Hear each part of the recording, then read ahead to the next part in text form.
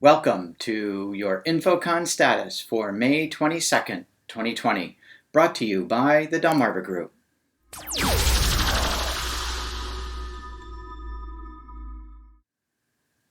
So this week we had a couple of key CISA alerts. We're just going to focus in on this one.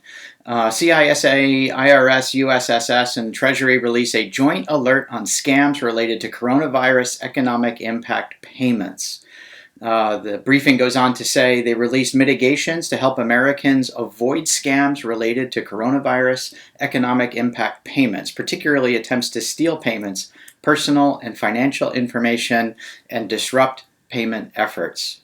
So if you get one of these things, a phishing attempt or scam, anything related to your coronavirus payments and assistance, double check, triple check the sources, and make sure everything is on the up and up. In our additional CISA alert category, basically a whole bunch of people released patches. Apple, Drupal, Bind, which is DNS services, Microsoft also with DNS service patches, Adobe, Google, VMware. It was a very, very busy week for patches coming out. So update your software, patch, and keep your employee base protected and secure. That brings us to our InfoCon small business chart. We've been over this chart several times, and we are recommending this week that we remain at IC4. There continues to be an increased level of attacking related to COVID-19.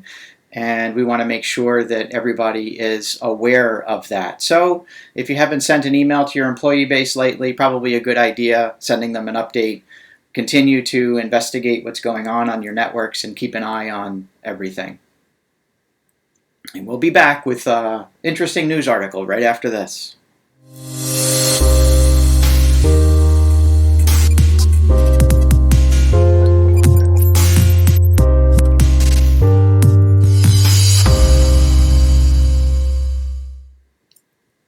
So ABC News ran this story. Tech giants are embracing remote work. Others may follow.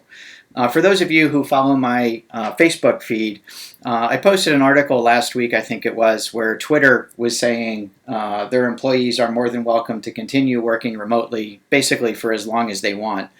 It looks like Facebook is jumping on board, and Apple, these guys, the tech companies, were the first companies to shut down processing during this COVID. Well, they didn't shut down processing, they shut down their office space so people could go home and work from home. And it looks like they're going to be the last ones back. Now, those of us in the technology world, we kind of see that as we have an advantage in that we generally can work when we want, where we want, and how we want. So we're kind of ahead of the game in the first place. Definitely when you compare it to a manufacturing-based business or storefront or something like that. But we actually expect to see this trend continue into smaller organizations with knowledge workers. And COVID-19 and the whole stay-at-home orders and the self-quarantine has demonstrated a large capability of our workforce to be distributed, to not work under the same roof, and get a ton of work done. And we think this trend is going to continue. And we'll keep an eye on it. We'll keep you updated, and we'll see where it goes. But this is the new norm. There's going to be a lot more distributed working going on. So we in the IT world are going to have to take a good look at how we're allowing companies to support those workers, VPNs, and what's the right access approaches, just the whole 9 yards. We've really got to be on top of our game. So with that ends our briefing. We will talk to you again next week.